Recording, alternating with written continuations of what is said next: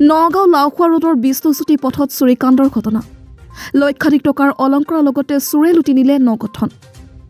নগাঁও লাওখোৱা ৰোডৰ বিষ্ণুজ্যোতি পথত চুৰিকাণ্ডৰ ঘটনা শনিবাৰে দিনৰ 2 বজাত ঘটনাস্থলীত উপস্থিত হৈবৰগাঁও আৰক্ষী উল্লেখ্য যে বিষ্ণুজ্যোতি পথৰ বিশ্বজিৎ দাস নামৰ লোকজনে নিজৰ পৰিবাৰক চিকিৎসালয়লৈ লৈ যোৱাৰ পিছতে দিনৰ প্ৰায় 11-12 বছৰ ভিতৰত ঘৰত কোনো নথকাৰ সুযোগ লৈ চোৰে সংঘটিত কৰিলে চুৰিকাণ্ড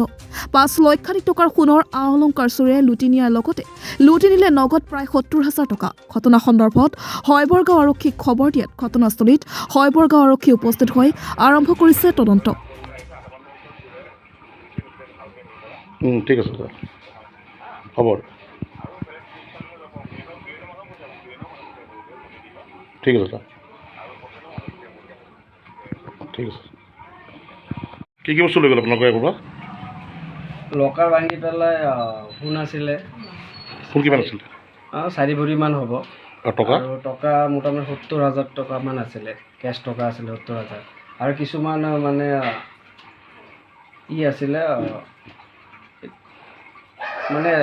পুৰা ব্ৰেণ্ড নিউ টকাবিলাক আছে নহয় হয় আগৰ টকা তেনেকুৱা চাগে 5-6 হাজাৰ টকা আছিলে বেংকৰ পৰা লোৱা মানে লোৱা টোটেল কিমান টকা লৈ গ'ল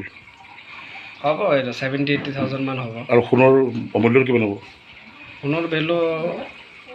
4-5 লাখ টকা হ'ব ঘটনাটো কি হৈছিলে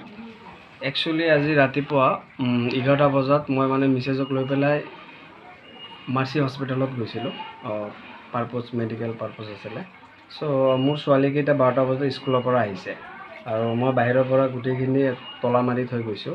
তো সিহঁতে আহি পেলাই যেতিয়া চাবি দি খুলিব লৈছে ভিতৰৰ পৰা লগোৱা চ' সিহঁতৰ কিউৰিচিটি হৈছে কি হ'ল সিহঁতৰ বেক চাইডৰ পৰা যিটো এটা টিনৰ আছিলে দৰ্জা চ' এইটো টান দিলে খুলি যায় এইটো খুলি পেলাই চালে বেক চাইডৰ মেইন ডোৰটো খোলা আৰু সোমাই কিনে চাইছে যে চব উলট পালট হৈ আছে কোন জেগা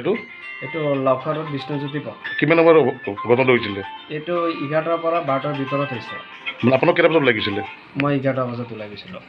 আপোনাৰ নামটো মোৰ নাম বিশ্বজিৎ দাস